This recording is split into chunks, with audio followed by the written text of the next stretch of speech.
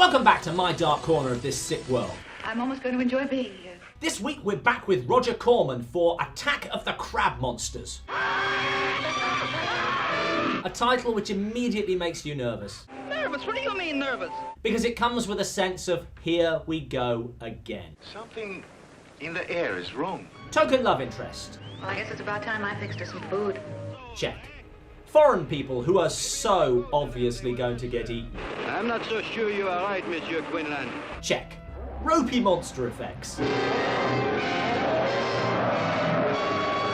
Big check. Curiously buff scientist. I'm no scientist.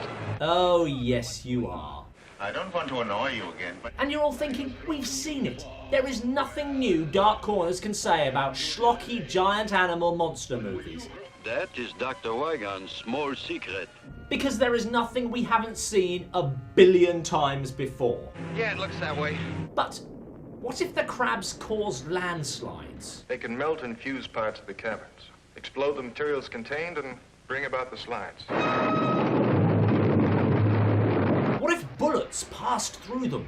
It's no good shooting, Dale. The bullets pass through it just like X-rays. What if they spoke with the voices of the dead transmitted through metal? Good evening, mes amis. I am glad you are all still with us.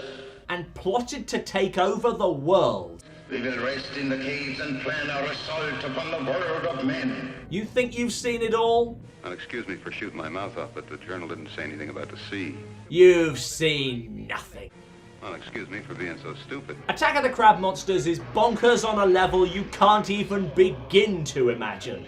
But its implications are far more terrible than any ghost could ever be. Which makes it quite hard to review, because the man who said, "Can we have a giant crab talking French through an axe head?" This, mes amis, was one grave mistake. I like that man's style. This is ridiculous. Well, yes. And also crap.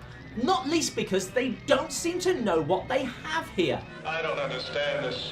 Outside of its flourishes of brilliant insanity, this is by the numbers B-movie. Mysterious deaths.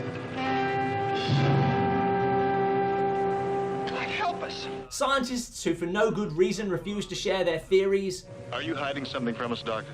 And gory mutilations. Come, give us a hand. Poor choice of words there.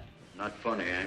The explanation for crabs, which are basically magic, is just... An overdose of radiation poisoning.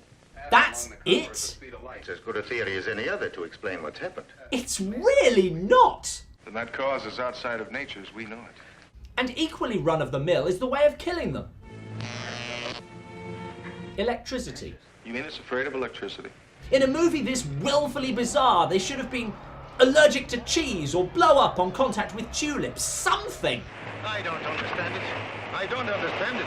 What torpedoes this film isn't the invulnerable talking crabs trying to take over the world. That means that the crab can eat his victim's brain, absorbing his mind intact and working.